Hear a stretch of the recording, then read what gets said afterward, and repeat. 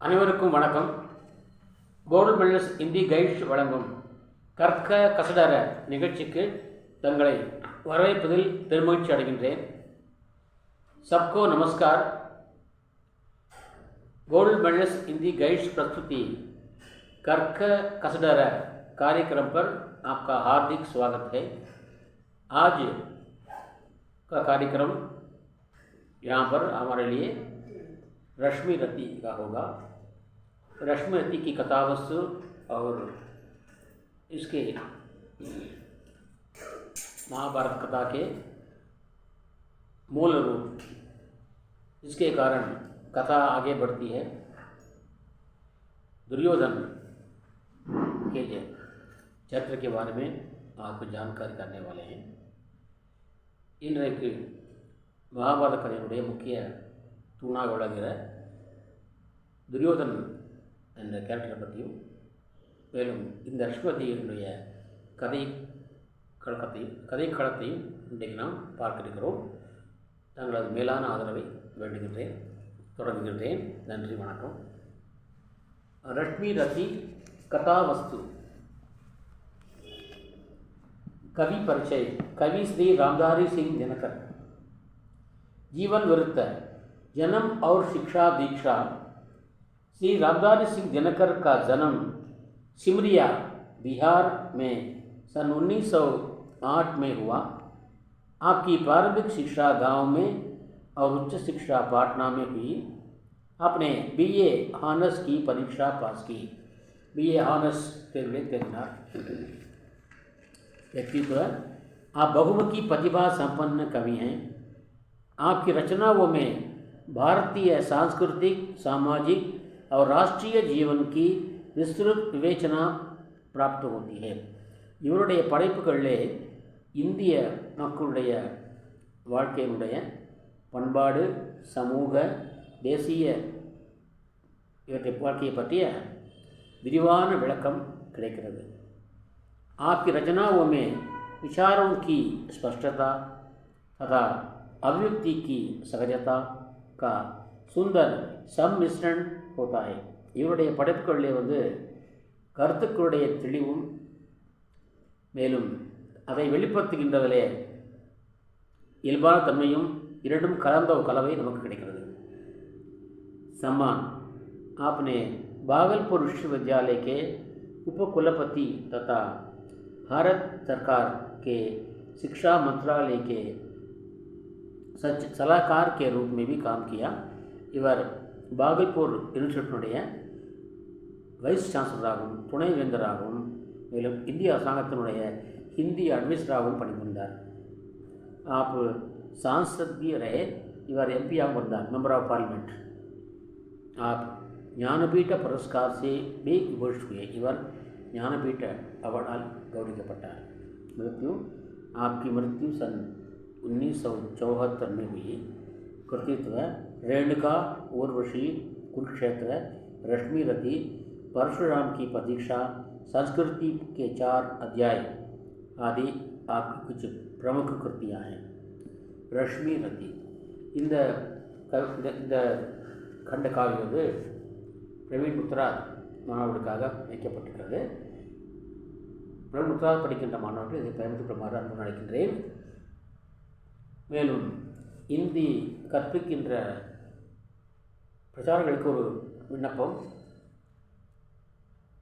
பிராத்மிக் முதல் பிரவீன் வரையிலான அனைத்து தேர்வுகளுக்கான வருகின்ற எதிர்வரும் ஆகஸ்ட் 22 தேர்வுகளுக்கான மாதிரி வினாத்தாக்கள் அச்சிடப்பட்டு தயாராக உள்ளன. தேவைப்படுகிற பிரச்சாரர்கள் தொடர்பு கொண்டு பெற்றுக்கொள்ளுமாறு அன்புடன் அழைக்கின்றேன். சரி, रश्मि रति நான் விஷயத்துக்கு வருகிறேன். रश्मि रति आमुख. मुन्नुरे. कवियर रामधारी सिंह दिनकर ने अपनी रचना रश्मि रति में उपेक्षित पात्र कर्ण को उबारा है. இந்த கவிஞர் தினகர் அவர்கள் இந்த ரஷ்மி ரத்தியிலே ஒதுக்கப்பட்ட கேரக்டரை, அதாவது கர்ணனுடைய கேரக்டர் இங்கே மேலே உயர்த்தியிருக்கிறார். इस प्रकार कविवर श्री मधुसूदन गुप्त जी ने अपनी रचना जयद्रथ वध में अभिमन्यु को குப்துஜி அவர்கள் தன்னுடைய படைப்பாகிய ஜெயதத் பதில அபிமன்யு கேரக்டரை உயர்த்தி வைத்தார். அந்த அபிமன்யுக்காகவே அந்த காவியத்தை எழுதினார் அவர். அதே போல் சாக்கேத் அந்த காவியத்தில் ஊர்மிளா கோ உபராதா, ஊர்மிளா கேரக்டர் யாருமே எந்த கவியுமே அதை பற்றி எழுதாத ஒரு கேரக்டரை உயர்த்தி வைத்தார். அதுபோலவே இங்கே லட்சுமியில் தினகர் அவர்கள் மகாரதி கர்ணகி பிரதிபாக்கா கீர்த்தி சம்பகை இந்த கண்டகாவியமானது கண்ணனுடைய புகழை காட்டுகின்ற புகழ் தூணாகும். இது पूर्वाभास मुनकथे। सूर्य भगवान की स्तुति के प्रभाव से कुंती ने अपनी बाल्यावस्था में पुत्र को जन्म दिया था. सूर्य भगवान अरुणाल அவரை துதித்து வணங்கினார். அதனுடைய விளைவால் அதன் தாக்கத்தினால் அதன் பலனாக குந்தி தன்னுடைய சிறு வயதிலேயே ஒரு குழந்தையை பெற்றெடுத்தாள். परंतु लोक लज्जावश उस पुत्र को एक पेटी में बंद करके नदी की धारा में बहा दिया था. ஆனால் சமுதாயம் தன்னை பற்றி தவறாக பேசுகின்ற அவமானத்துக்கு அஞ்சி அந்த குழந்தையை ஒரு பெட்டியில் வைத்து ஓடுகின்ற ஆற்றிலே ஓடவிட்டாள். इसका शोक उस कुंती को आजीवन सालता रहा. இந்த சோகமானது குந்திக்கு வாழ்நாள் முழுவதும் உறுத்தி கொண்டே இருந்தது. சால்னா உறுத்துவது, எப்படி கண்ணில் தூசி விழுந்தால் உறுத்துவது போல வாழ்நாள் முழுவதும் அவளை உறுத்தி கொண்டே இருந்தது.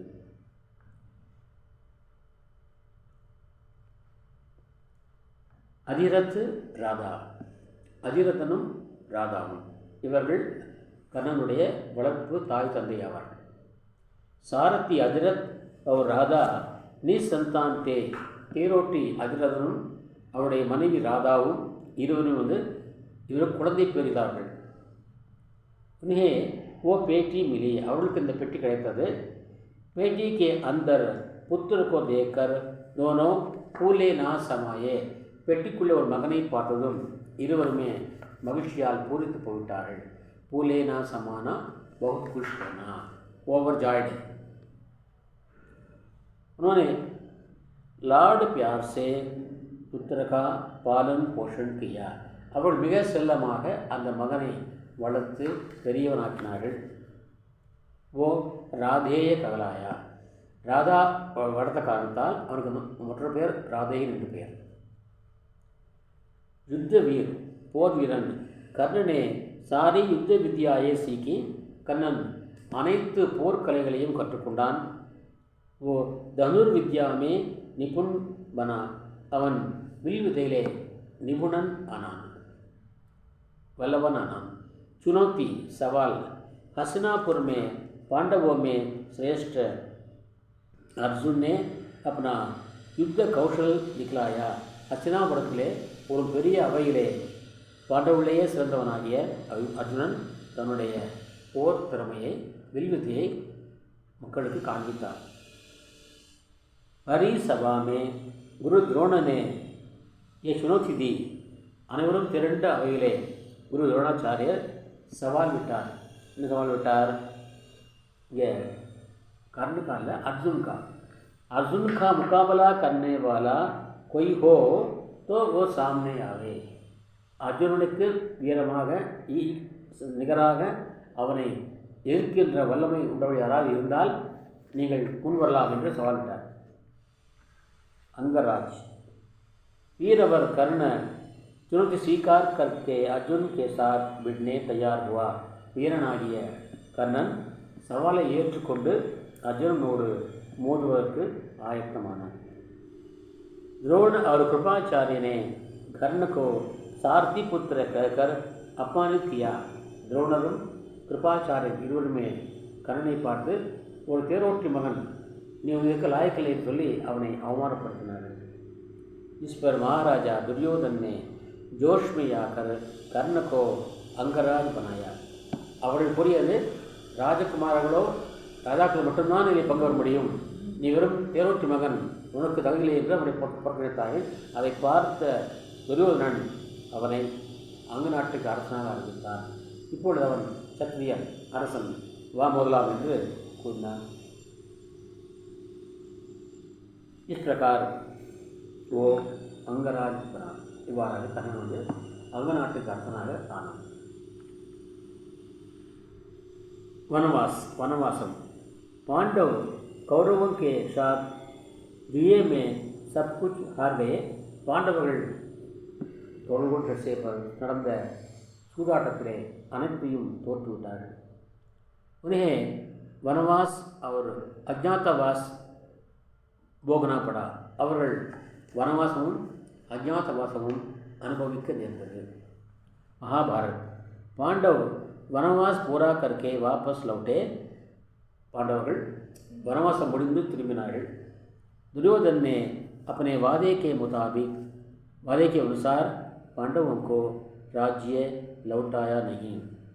वनवासமும் அஜ்ஞாதவாசம் முடிந்துவிட்டால் நான் உங்களுக்கு ஆட்சியை தருவேன் என்று வாக்களித்தான்.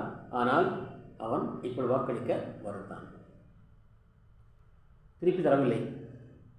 इस कारण पांडव युद्ध करने पर मजबूर हुए. இதனால் பாண்டவர்கள் போர் செய்ய வேண்டிய கட்டாயத்துக்கு ஆளானார்கள். மகாபாரத் யுத்த शुरू हुआ. மகாபாரத போர் தொடங்கியது. தானவீர் தானம் சொல்லும் வீரனான். கர்ண बड़ा दानवीर निकला. மிகப்பெரிய வல்லராக உருவானான். उसकी कीर्ति चारों ओर फैली. அவருடைய புகழ் நாலா பக்கம் பரவியது. किस्मत का मरा. ஆனால் அதிர்ஷ்டக்கட்டை விதி அவனை அளித்தது. कर्ण की वीरता से पांडव भयभीत हुए. கர்ணனுடைய வீரத்தை பார்த்து பாண்டவர்கள் பயமும் பீதியும் அடைந்தார்கள். उन्होंने देवराज इंद्र के द्वारा कर्ण के कवच कुंडल को पा लिया. அவர்கள் தேவராஜ் இந்திரன் மூலமாக கர்ணனுடைய கவச்சம் குண்டலம் இரண்டையும் பெற்றுக்கொண்டார்கள். कुंती ने अर्जुन की प्राण भिक्षा मांग ली. कुंती अर्जुनனுக்கு உயிர்ப்பிச்சு கேட்டாள். गुरु परशुराम ने कर्ण को श्राप दिया कि वो अपनी सारी युद्ध विद्या तथा ब्रह्मास्त्र चढ़ाने की विधि ये सब भूल जाएगा. गुरु परशुराम கர்ணனுக்கு சாபம் கொடுத்தார். இவன் நீ நான் கற்றுக் கொடுத்த எல்லா போர்க்கலைகளையும் அதுவும் குறிப்பாக பிரம்மாஸ்திரத்தை பயன்படுத்துவதை நீ மறந்து விடுவாய் என்று ஒரு சாபம் கொடுத்தார். இத்தனையும் சேர்ந்து அவனையும் தள்ளிவிட்டன. कर्तव्यनिष्ठ कड़वी वीरन. कर्तव्यनिष्ठ कर्ण ने पांडवों की सेना का सर्वनाश किया. कर्मनिष्ठ कर्ण பாண்டவருடைய அனைத்து படைகளையும் அளித்தான். திருட प्रतिज्ञा தான் எடுத்த கொள்கையிலே உறுதியாக இருந்தான். युद्ध में पांडवों का वध करने का मौका पाकर भी अपनी प्रतिज्ञा पालन हेतु कर्ण ने उन्हें छोड़ दिया. போரிலே மற்ற பாண்டவர்களை கொல்லுகின்ற வாய்ப்பு வந்தபோதிலும் வார்த்தை கட்டுப்பட்ட காரணத்தினாலே அவர்களை விட்டுவிட்டார். சல்யக்கி கத்து சல்யனுடைய தவறான செயல். कर्ण के सारथी शल्य ने कर्ण को कायर कहकर धिक्कारा. கர்ணனுடைய தேரோட்டியான சல்யன் கர்ணனை பார்த்து கோழை என்று வைதான், திட்டினான், ஏசினான். परंतु कर्ण विचलित नहीं हुआ. ஆனால் கர்ணனோ மனம் தளரவில்லை.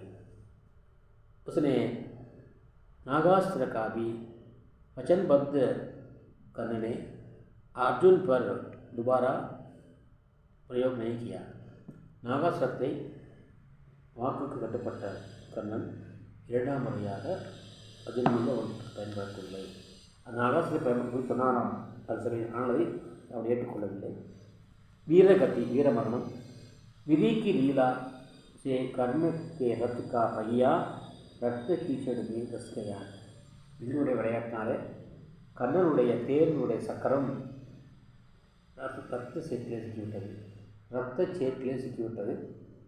कर्ण पहिए को निकालने के प्रयत्न में लगा रहा. கர்ணனும் சக்கரத்தை மேலெடுக்கின்ற முயற்சியில் ஈடுபட்டிருந்தான். उस समय भगवान श्री कृष्ण के आदेश पर अर्जुन ने निहत्ते कर्ण पर बाण दे मारा.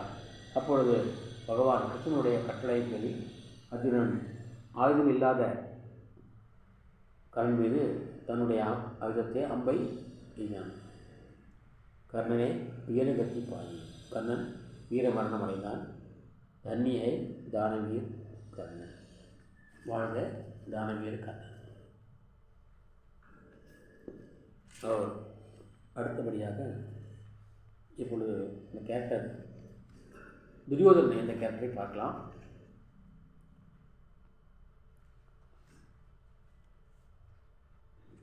आमुख कैपरजी पात्र। आमुख महाभारत महान वेदव्यास की अनुपम कृति है। महाभारतम भगवान वेदव्यासनुடைய இணையற்ற படைப்பாகும்। इनमें पांडव और कौरव दोनों के बीच आपसी कलह की महान नरसंहार महाभारत तथा कर्मयोग का विस्तृत वर्णन है। இந்த காவியத்திலே பாண்டவர்கள் கௌரவர்கள் அந்த இருவருக்கும் நடந்த மாபெரும், அதாவது ஆப்பசி கலர், அவங்களுடைய உள் சண்டை, சொந்த சண்டை, அதன் காரணமாக மாபெரும் மக்கள் அழிவு, அதாவது மகாபாரத போர். அதுக்கும் அல்லாமல் கர்மயோகம், ஒவ்வொரு மனிதனுக்கும் வந்து அவன் கடமையை வந்து யோகாவாக செய்யணும் என்ற கருத்தை இங்கே சொல்லியிருக்கிறார். கடமைதான் பெருசு, வேறு எதுவும் பெருசு இல்லை என்ற கருத்தை இங்கே சொல்லியிருக்கிறார். அதாவது அண்ணன் தம்பிகள் சண்டை போட்டு கொள்ளக்கூடாது ஒன்று, அதனால் தான் அழிவு மட்டுமல்லாமல் மற்றவர்களும் அழியவர்கள் காரணமாக இருப்பார்கள் இரண்டாவது. மூன்றாவது, ஒவ்வொரு மனிதனுக்கும் கடமையை பெறுது, ஒவ்வொரு நிலையிலும் கடமையை பெறுது. என்னை பார்த்து ஒரு நண்பர் கேட்டார், சார் கண்ணன், அர்ஜுனன், கர்ணன் மூவரில் யார் உயர்ந்தவர் என்று கேட்டார். நான் சொன்னேன் கர்ணன் உயர்ந்தவன் என்று சொன்னேன். அதற்கு அவர் சொன்னார், கடமை என்ற கண்ணோட்டத்திலே பார்த்தால் மூவருமே சிறந்தவர்தான். ஏனென்றால் எதிரியை கொள்வது ஒரு வீரனுடைய கடமை. அர்ஜுனன் தன் கடமை செய்கிறான். ஆரம்பத்தில் அவர் சொல்கிறான், முதல்ல என்ன படையை பார்த்த உடனே ஐயோ இதிலே குரு இருக்கிறாரே, அண்ணன் இருக்கிறானே, இவள் இருக்கும்போது நான் எப்படி அவளை கொள்வது, அவளை கொன்று எனக்கு வந்து இந்த ராஜாங்கம் எனக்கு வேண்டாம் என்று தன்னுடைய காண்டீபத்தை கீழே போட்டிருக்கிறான். அப்பொழுது கண்ணன் தான், பகவான் தான் அவருக்கு போதிக்கிறார். அதுக்கு தான் வந்து கீதோபதேசம் என்று பகவத்கீதையாக வடிவெடுத்தது. அங்கே வந்து சொல்கிறார், முதல்ல கடமையை செய், பலனை எதிர்பாராது. அப்போ எப்படி பலனை எதிர்பார்க்கக்கூடாது என்றால், உன்னுடைய கடமை செய்வது உன்னுடைய கடமை, அந்த கடமைக்குரிய பலனை தருவது என்னுடைய கடமை. எல்லாரும் அவங்க கடமை செஞ்சாங்க. அப்போ கண்ணன் வந்து தன்னுடைய கடமை செய்கிறார். ஏனென்றால் உமாதேவிக்கு அவர் வாக்கு கொடுத்துக்கிறார். வில்லி பாரதத்திலே ஒரு நிகழ்ச்சி வருகிறது, வில்லி பாரதம். இது வந்து வேதவியாசனுடைய பாரதம். வில்லிபுத்தூரிலே வாழ்ந்த ஒரு தமிழ் கவிஞர், அவருடைய எழுதி அவர் ஒரு பாரதம் எழுதினார், மகாபாரதம் எழுதினார். அந்த பேர் வந்து வில்லி பாரதம் என்று பெயர். அதாவது வில்லிபுத்தூரார் பாரதம் என்பதற்காக வில்லி பாரதம் சொல்வார்கள். அதில் அவர் சொல்கிறார், அந்த வனவாசம் முழுவதும் திரும்பி வரும்பொழுது கண்ணன் சார், சரி என்ன செய்யலாம், தூது போயிட்டு வந்தார். தூது போயிட்டு வந்து மறுபடியும் அவருக்கு டவுட்டு, என்ன செய்யலாம், அப்படியே போயிடலாமா, சரி ஒவ்வொருத்தருக்கு அட்வைஸ் கேட்குறாரு, என்ன சொல்லப்பா, தர்மன் வந்து கேட்குறாரு, பீமன் கேட்குறாரு, பாஞ்சாலி கேட்குறாரு, அர்ஜுனன் கேட்குறாரு, கடைசியாக வந்து சகாதேவரை பற்றி கேட்குறார். என்னால் வந்து ஜோதிடக்கலையிலே வல்லுவன் இதுப்பா, மகாபாரத போர் வந்தால் யோசிக்காரன் இல்லையாம நீ சொல்லு, மகாபாரத போர் நடந்தால் கோடிக்கணக்கான மக்கள் அழிக்கப்படுவார்களே, அந்த அழியாமல் தடுக்க என்ன செய்யலாம், யோசிக்காரன் தானே, நீ சொல்லிட்டு அவர் கேட்க. அப்போது சொல்கிறார், கண்ணா நீயே என்னிடம் வந்து கேட்குறாயா, எல்லாத்துக்கும் காரணமே நீ தான். நீ பாரத அமரில், இது வெளி பாரத வரிகள், நீ பாரத அமரில் யாரையும் நீராக்கி நீ பாரத அமர்ன போர், நீ பாரத போரில் யாரையும் நீராக்கி பூபாரம் தீர்க்க புரிந்தாய் கண்ணா புயல் வண்ணா. பூபாரம் தீர்க்க புரிந்தாய் கண்ணா புயல் வண்ணா. நீயின்றி வேறு யார் காக்க வல்லார் மகாபாரதம். நீயின்றி வேறு யார் காக்க வல்லார் மகாபாரதம். கண்ணா, நீ பிறவெடுத்து காத்துட்டால் இந்த மகாபாரத போர் வரணும், எல்லா மக்களும் சாகணும், அது மூலமாக பூமியினுடைய பாரம் குறையணும் என்று அன்றைக்கு நீ பூமாதாவுக்கு கொடுத்த வாக்குறுதி இல்லவா, அந்த வாக்குறுதியை காப்பாற்றுவதற்கு தான் நீ இப்பொழுது இங்கே கண்ணாக பிறந்திருக்கிறாய், அவதாரம் எடுத்திருக்கிறாய். அதனால் நீ என்ன வந்து கேட்கலாமா அவ்வளோ அப்படியே அவன் செலக்ட் ஆகிட்டான். ஏன்றால் உலகத்தில் தெரிந்துபட்டால் போர் நடக்காது. இதுக்காக என்ன பண்ணுறாரு, அப்படியே அமைதியாக. இப்படி அந்த மகாபாரத போருக்கு காரணமே கண்ணன் தான் என்று அவர் வில்லி பாரதத்திலே சொல்கின்றார். அப்படி இருக்கும்போது இங்கே யாரையுமே சொல்ல முடியாது. அப்போ யார் முக்கியம்னா அவரவர் கடமையிலே அவர்கள் சரியாக இருக்கிறார்கள். கண்ணன் செஞ்சோட்டு கடமை அதுக்கும் சரி அவன் கரெக்டாக இருக்கான். அர்ஜுனன் என்ன கடமை பகவான் சொல்லிட்டார், கடமை செய்யிட்டார், எல்லாம் நான் தான் சொல்கிறாரு. மன்னனும் நானே மக்களும் நானே மரம் செடி கொடியும் நானே சொன்னவன் கண்ணன் சொல்பவன் கண்ணன். குருநாத் சொல்வார் கவியரசர். சொல்பவன் கண்ணன் துணிந்தில் தர்மம் வாழ புண்ணியம் இதுவே உலகம் சொன்னால் அந்த புண்ணியம் கண்ணனுக்கே. போற்றுவார் போற்றலும் தூற்றுவார் தூற்றலும் போகட்டும் கண்ணனுக்கே. கண்ணனே காட்டினான், கண்ணனே தாக்கினான், கண்ணனே கொலை செய்கின்றான். காண்டிபம் விழுக என் கைவண்ணம் விழுக இக்களவெல்லாம் சிவக்க என்று பாடுறார். அப்போது எல்லாமே நான் தான் போடுறேன், நீயே கவலைப்படுறேன், நான் தான் கொலைக்காரன், நான் தான் தாக்குறவன், நான் தான் அடிக்கிறவன் போது உனக்கு என்ன வேலை, நான் சொல்ல செய்யணும் வேலை தான். அப்போ அங்கே கடமையின்ற பாதையிலே பார்த்தால் அவன் சரி கண்ணனுடைய பாதையிலே பார்த்தாக்கா அவருடைய கடமை செய்கிறார். நண்பர் சொன்னார், ஒவ்வொருமே கடமைன்னு வரும்போது 3 பேர் ஒன்று தான். நான் அப்புறம் பொதுவாக கேட்டேன், பொதுவாக யார்? கண்ணனும் சரி, அர்ஜுனனும் சரி, கர்ணனும் சரி. பொதுவாக என்றால் யாரெல்லாம் கர்ணன் தான் என்று அவர் ஒத்துக்கொண்டார். அதுபோல் பொதுவாக பார்க்கும்பொழுது அது கர்ணன் தான். இங்கே கடமை என்று பார்க்கும் பொழுது இங்கே அதை பற்றி வர்ணிக்கிறது. கர்மயோகம். கர்மனா கடன் தானே, எண்ணி துணிய கர்மம்னு சொல்லுவார்கள் தமிழில். ஒரு சொல்விட கொண்டு எண்ணி துணிக கர்மம், துணிந்த பின் இன்னும் என்பது இழுக்குன்னு சொல்லுவாங்க. எந்த வேலையாக இருந்தாலும் யோசனை பண்ணி செய்யுங்க, அதுக்கப்புறம் யோசனை பண்ணுறது அதுக்கு கேவலம் சொல்கிறார். அது போலங்க கர்மயோகா விஸ்ருத் வர்ணனை. துரியோதன் சரி, அது துரியோதன் யார்? துரியோதன் धृतराष्ट्र का पुत्र है. धृतराष्ट्र के पुत्र कौरव कहलाए. धृतराष्ट्र மக்கள்லாம் கௌரவர்கள் நினைக்கப்பட்டார்கள். மகாபாரத் காவிய கா கேந்திர பிந்து दुर्योधन है. இந்த காவியத்துடைய மைய புள்ளி யார் என்றால் துரியோதனன் தான். क्योंकि उसी की करतूतों से कौरव और पांडवों का आपसी कलह बढ़ते बढ़ते மகாபாரத் கா ரூப் லியாதா. ஏனென்றால் அவருடைய தவறான செயல்களின் காரணமாகத்தான் அந்த இருவருக்கும் சின்ன சின்ன இந்த கலகம், சிறிய ஒரு கலகம் சண்டையை கசிந்து மிகப்பெரிய மகாபாரத போராக வளர்ந்து வளர்ந்து வளர்ந்து கடைசியிலே மகாபாரத போராக மாறியது. ஆகவே இந்த காவியத்துடைய மையப்புள்ளி யார் என்றால் துரியோதனன் தான். उस युद्ध में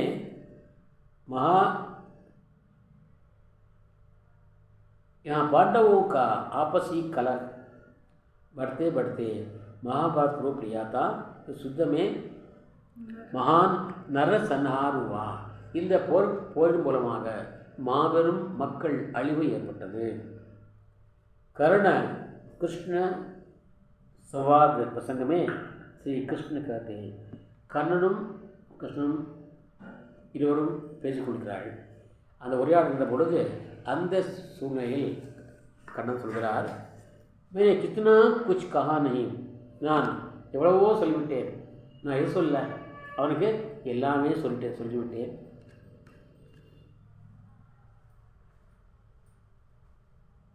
விஷ வெங்கிய காந்தக் சானை, அதற்கு அவன் திருப்பி சொன்னான், விஷம் போன்ற கேலி கணைகளை என் மீது பாய்ச்சினான், நான் எல்லாவற்றையும் அதை வாங்கிக்கொண்டு சகித்து கொண்டேன். எத்தனை கேலிக்கணைகளை, விஷம் போன்ற கேலிக்கணைகளை நான் செய்து கொண்டேன். ஆனால் துரியோதன் மத்துவாலாய், வெறி பிடித்தவன், போதை கொண்டவன், தான் என்ன நினைக்கிறானோ அதை செய்யணும் என்கின்ற போதை கொண்டவன். குछ नहीं समझने वाला है, அவனுக்கு எதுவுமே புரியாதவனுக்கு. சாகியே உசே பஸ் ரன் கேவல், அவனுக்கு தேவையானது ஒன்றே ஒன்றுதான், இது போர் மட்டுமே போதும், அவ்வளோதான் அவனுக்கு. சாரி தர்த்திக்கு மரண் கேவல், இந்த பூமி இல்லாமல் மக்கள்லாம் வந்து சாகணும், அது மட்டும் அவனுக்கு வேறு தேவையான. चरित्रहीन ஒழுக்கம் இல்லாதவன். விரோத சரித்திரஹீன है, उसमें सद्गुणों का अभाव है, அவனிடம் நற்பண்புகள் இருக்கிறது ஆனால் குறைவாக இருக்கிறது. அபாவ் है, குறைவாக இருக்கிறது. பாண்டவோं को मारने लाक्षा दुर्ग का निर्माण, பாண்டவர்களை அழிப்பதற்காக அரக்கு மாளிகையை உருவாக்குவது ஒன்று. ஜூயே மே பாண்டவோं को हराना, 2 சூதாட்டத்திலே பாண்டவர்களை தோற்கடிப்பது 2. 3வது திரௌபதி கா அப்மான், திரௌபதிக்கு அவமானம் செய்தது, அது 3. அது ரொம்ப தப்பு.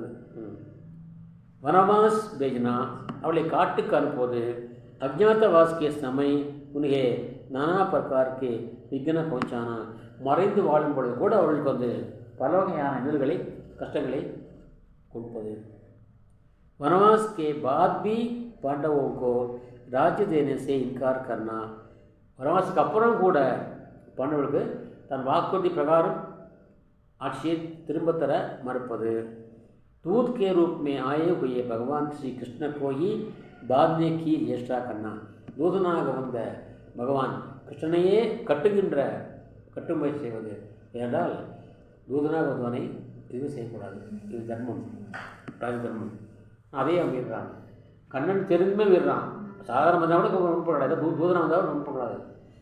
அவன் எதிராக இருந்தால் கூட அவனை ஒன்றும் செய்யக்கூடாது. என்றால் அம்பு என்ன பண்ணணும், இதை ஒன்றுக்க அம்பு நோக்கப்படாது. ஆனால் அது மாதிரி என்ன பண்ணுறான், கண்ணன் தெரிந்து அவரை கட்டுவிக்க முயற்சிப்படுறான். அதான் பாரு, காரணம் கட்டுறா பாருங்கிறார், விஸ்வரூபம் காட்டுறாரு, நீ கட்டுப்பாங்க என்ன என்று. ஆக ஆதி துர்குணம் கா மூர்த்திமான் ஸ்வரூபை துரியோதன் ஆகிய தீய குணங்களுடைய மறு உருவம்தான் துரியோதன். தினகர் கே शब्दों தினகர் சொல்ல பார்க்கலாம் அதை பற்றி.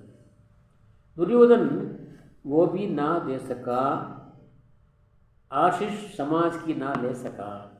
அவனுடைய வாக்குறுதி என்ன, வனவாசம் அஜ்ஞாதவாசம் முடிந்தால் வந்து ஆட்சியை பெற்றுக்கொள்ளலாம், இது அவனுடைய வாக்குறுதி. ஆனால் அந்த வாக்குறுதி அவனால் கொடுக்க நிறைவேற்ற முடியவில்லை. நிறைவேற்றியிருந்தால் மக்களுடைய வாழ்த்துக்களை பெற்றிருப்பான், அதை இழந்து விட்டான். ஆசிஷ் ந दे सका, மக்களுடைய ஆசீர்வாதங்களை அவனால் பெற முடியவில்லை.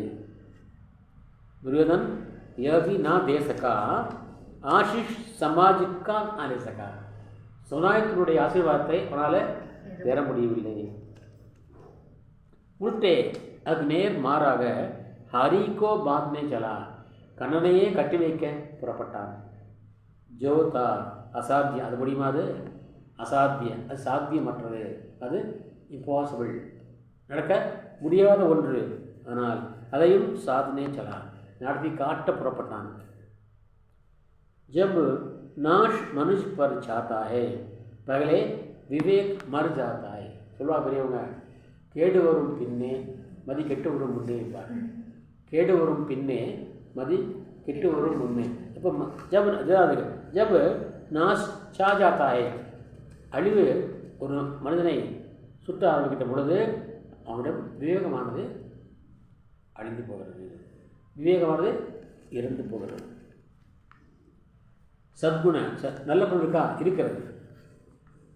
வீரோக்கா சம்மானம், வீரர்களை மதிக்கிறார். துரியோதன் கே ஹிருதயமே சத்குண भी भरे हैं, நற்பண்புகளும் நிரம்பியிருக்கின்றன உள்ளன.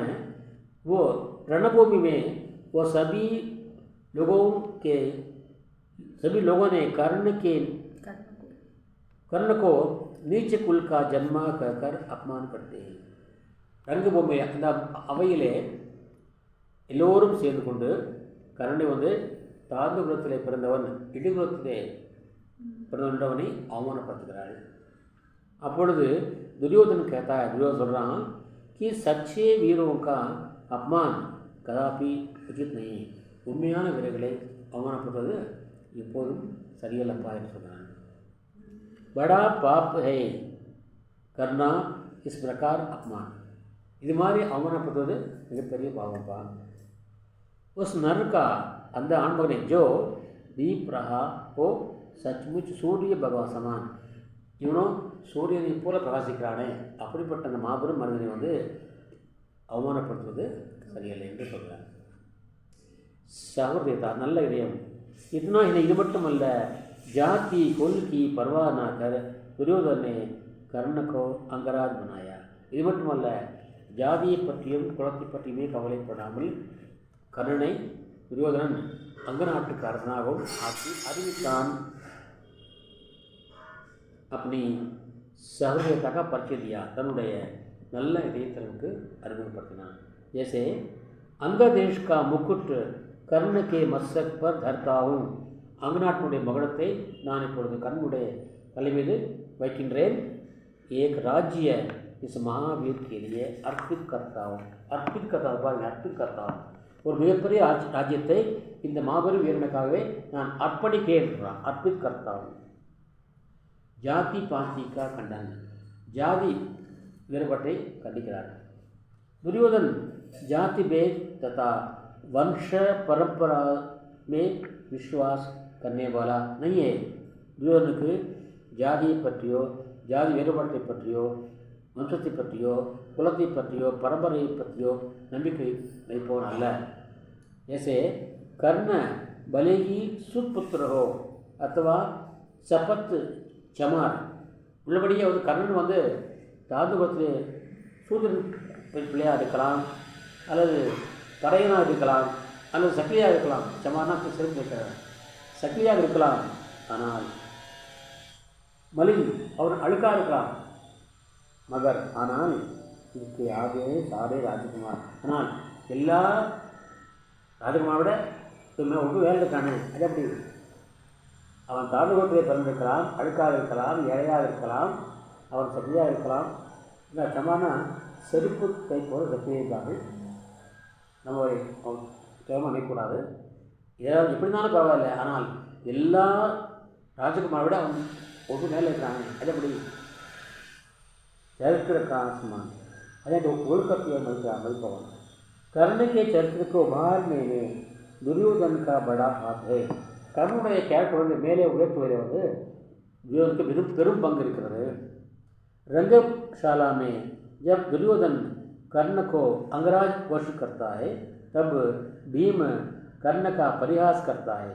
तब दुर्योधन कहता है, அந்த அவையிலே வீர அவையிலே துரியோதனன் கர்ணனை அங்கராட்டாசனாக அறிவிக்கின்ற பொழுது பீமன் அதை பார்த்து கர்ணனை அவன் அவமானம் செய்கிறான், அவமானப்படுத்துகிறான், கேலி செய்கிறான். பரிஹாஸ் கர்த்தாய், கேலி பேசுகிறான். அப்பொழுது சொல்கிறான் துரியோதனன், பீம் ஜூட்டே பக் பக் கர்த்தேவோ, பீமா ஏண்டா உளறுகிறாய், பொய்யாக ஏண்டா உளறுகிறாய். பக் பக்கனா உளறுவது, பிளாபரின்னு சொல்கிறாங்க. ஏன் வீணாக உளறுகிறாய். कहलाते धर्मज्ञ देश का विषय मन में डरते हो. எல்லாம் பெரிய தர்மங்களாக உங்கள் நீங்களே சொல்லிக் கொள்கிறீர்களே, ஏன் அவனை வெறுப்பீங்க. வேஸ்கா விஷ, வெறுப்பு என்ற விதத்தை ஏன் உங்கள் மனதை வளர்க்கிறீர்கள். அவன் என்ன பண்ணான் உனக்கு, அவன் என்ன கருத பண்ணான், ஏண்டா வைக்கிறீங்க, ஏண்டா புறாமப்படுறீங்க. द्वेष का विषय अपने मन में करते हो. விருப்பு என்ற இந்த விஷயத்தை ஏன் நீங்கள் உங்கள் மனதில் வைத்துக்கிறீர்கள். வெளியே பெருமையாக பேசுகிறீங்க, உயர்ந்து ஜாதிக்காக சொல்கிறீங்க. ஆனால் बड़े वेश से क्या होता है, छोटे हो यही काम. பெருசாக வேஷம் போட்டால் போதுமா, ஆனால் உங்களுடைய செயல்கள் சின்னதாக இருக்க.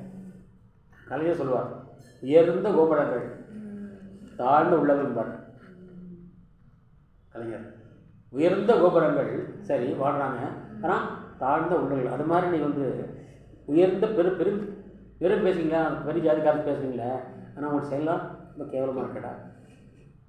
படே தேசே கே ஹோத்தா ஹை, அது என்ன வருது. ஆனால் பலி கோட்டையும் கம் கொட்டா கேவலமாக நீச்சே நீச்சே சில்லா காசட்ட உள்ள नर का गुण उज्जवल चरित्र है, ந வம்ச தன தாம். ஒரு மனிதனுக்கு தேவையெல்லாம் வந்து தெரியுமா, அவன் தேவையான ஒரு குவாலிட்டி என்ன தெரியுமா, பண்பு என்ன தெரியுமா, அவருடைய பிரகாசமான ஒழுக்கம்தான். உஜ்ஜவல் சரித்திரை, அவருடைய ஒழுக்கம் உயிரினும் ரொம்ப பொருட்கள் வள்ளுவர் இல்லையா. ஆக ஒரு மனிதனுடைய பண்பு என்னவென்றால் ஒழுக்கம்தான் முக்கியம். பரம்பரை அல்ல, நகி வம்ச, பரம்பரை அல்ல, நகி தன், பணம் அல்ல, நகி தாம், அரண்மனை அல்ல. அரண்மனைனால் ஒருத்தர் பெரிய ஆக மாட்டான், பணத்தால் ஒரு பெரிய மனுஷன் ஆக மாட்டான். அதே போல் உயர்ந்த குலத்தால் ஒருத்தர் பெரிய மனுஷன் ஆக மாட்டான். ஆனால் அவனுடைய ஒழுக்கத்தால் மட்டுமே. ஒழுக்கம் விழுப்பம் தரலாம், ஒழுக்கம் உயிரினும் பொம்மைப்படுகிறார் வள்ளுவர். அதுபோல் ஒழுக்கத்தால் மட்டுமே தான் பதினாவான் என்கிறான். भीमने पद कहकर दुर्योधन। इसी कारण दिनकर जी ने दुर्योधन को सुयोधन के नाम से भी संबोधित किया है। दुर्योधन सुयोधन सु दुर இங்கே ஒரு பொருளை வந்து சுகந்து கந்து சுகந்து நறுமணம், துர்கந்து துர்மணம். இங்கே பாருங்க, சுயோதன் துரியோதன். அந்த துரியோதன் வார்த்தையிலே அவன் கெட்டவன் இருக்காது. அதே வந்து குரான் கூப்பிட்றாரு, சுயோதன் மாத்திராரு வரல, அவரே கூப்பிட்றாரு தினகர் சுயோதன்றார். ஏன்னா சகனா சக்கா அந்நியாய் சுயோதன் வடுக்கர் அவ்யாய். அங்கே அவன் ஆயிடுறான், துரியோதன் சுயோதன் ஆகிட்டான். துர்கந்தம் வந்து சுகந்தாய போச்சு. ஆனால் இந்த அவமானத்தை பொறுத்து கொள்ள முடியவில்லை. நல்லவனாகிய துரியோதன் முன் வந்தான், தன்னுடைய पढ़ते எடுத்தான், அவன் தலையிலே வைத்தான். इस प्रकार दुर्योधन के चरित्र में दोषों के रहते होते हुए भी இவா அந்த கேட்டில் வந்து குறைகள் இருந்தாலும் இருக்கலாம் என்றால் குறையில்லாத மந்திரங்களே கிடையாது. உண்மை மானவீய ஆதர்ஷ குணி சமய மனிதனுக்கே உரிய மனிதத்தன்மை, மனிதனுக்கே உரிய உயர்ந்த பண்புகளும் அவங்களே அடங்கி உள்ளன, समाये हुए है अड़ंगे उड़ना। इस प्रकार दुर्योधन का चलचित्रण दिनकर जी ने आदर्शोन्मुख राष्ट्रवादी के रूप में किया है. இப்படி புத்தர் போல பிரேக்கினை போல இவரையும் இங்கே ஆதர்ஷோன்முக் ராஷ்டிரவாத் என்ற தலைப்பிலேயே இந்த கேரக்டரை படைத்திருக்கிறார். இந்த படைப்பு உண்மையிலே வந்து தற்கால வாலிபர்கள் இளைஞர்களுக்கெல்லாம் ஒரு சிறந்த பாடமாக இருக்கும். ஏனென்றால் நல்லதும் உண்டு, கெட்டதும் உண்டு. நல்லவற்றை எடுத்துக்கொண்டு அல்லவற்றை விட வேண்டும் என்பதுதான் இந்த கேரக்டருடைய மூலமாக நமக்கு வேதவியாசர் அடிக்கின்ற பாடமாகும். பயன்படுத்திக் கொள்ளுங்கள். மீண்டும் அடுத்த தலைப்பிலே தங்களை சந்திக்கின்றவரை विடைபெறுகின்றேன். आसुंदर राजन और कल के लिए नए शीर्षक पर आप लोगों से मिलने वाला हूँ. तब तक के लिए विदा लेता हूँ. आपका आसुंदर राजन, धन्यवाद. जय हिंद.